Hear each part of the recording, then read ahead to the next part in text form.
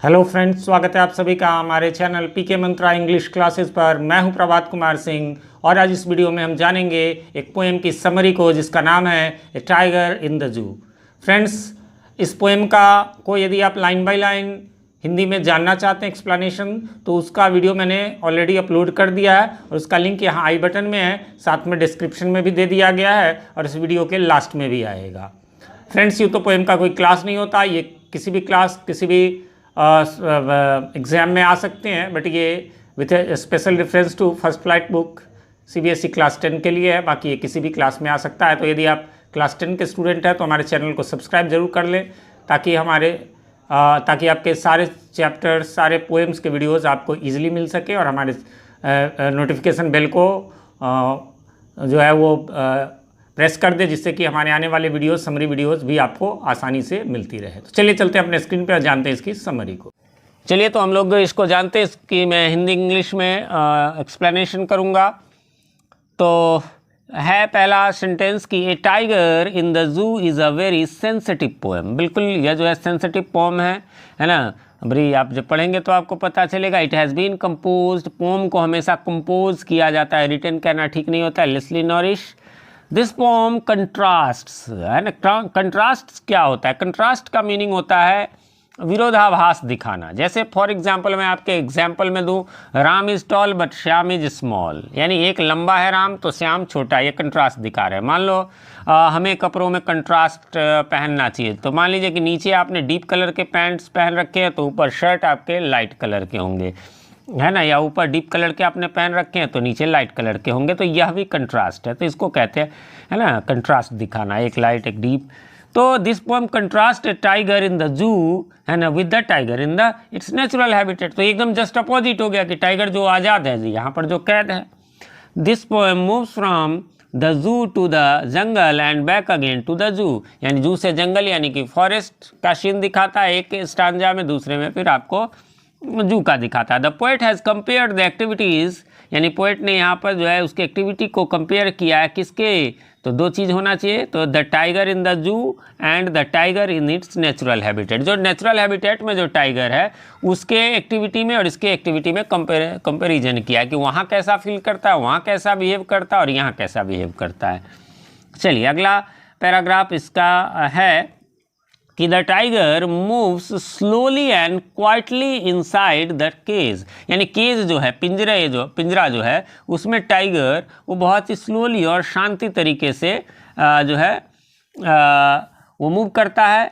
He takes a few steps, है ना, वो जो है वो कुछ कदम चलता है और in his cage and humbly snarls in his quiet rage. क्या कहता है कि he takes a few steps, है ना, वो कुछ कदम चलता है अपने पिंजरे में। और स्नार्ल मीन्स होता है आपको, है ना, गुर्राना, लेकिन कैसे? हम्बली। हालांकि गुर्राया जाता है गुस्से में, लेकिन हम्बली इन क्वाइट रेज, क्योंकि उसका रेज जो है, रेज मीन्स होता है क्रोध, गुस्सा, वो तो क्वाइट है, शांत गुस्सा। नहीं समझे किस पर क्या कॉन्क्रीट सेल में क्या दिखाएंगे वो अपना गुस्सा।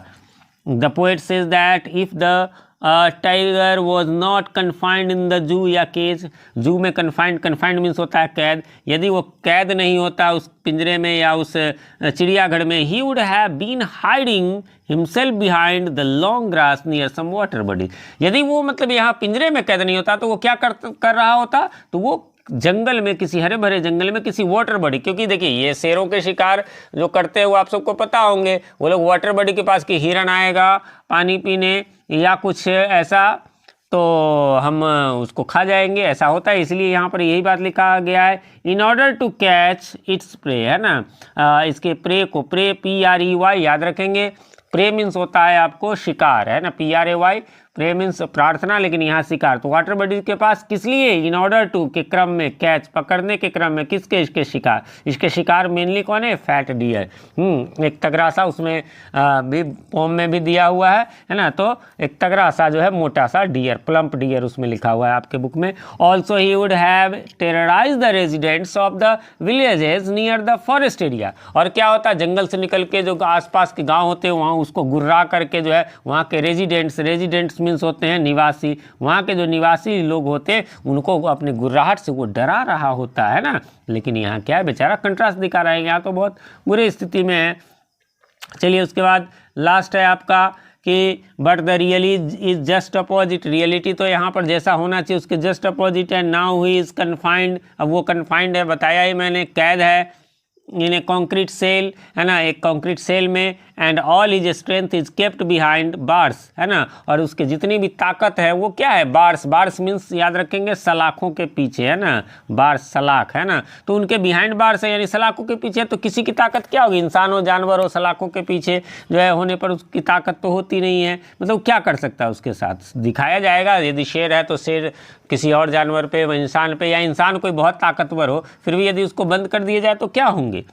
ही spends his time stalking, stalking means दिया हुआ अनवांटेड वॉक, बिना मतलब का वॉक करके, the length of his cage, उसकी लेंथ, लेकिन मतलब केज में पिंजरे के इस पार से उस पार आता जाता रहता है तो लगता नहीं कि उसकी लंबाई नाप रहा, मतलब किस लिए, कोई काम नहीं है तो, है ना। एंड इग्नोरिंग ऑल विजिटर्स, सब विजिटर्स को इग्नोर कर रहा है। क्यों इग्नोर कर रहा है, अभी कोई इंटरेस्ट नहीं है ना, वो तो कुछ कर नहीं सकता है, तो इसलिए अपने क्वाइट रेंज में है और शांत है, किसी का कोई इंटरटेन नहीं कर रहा है।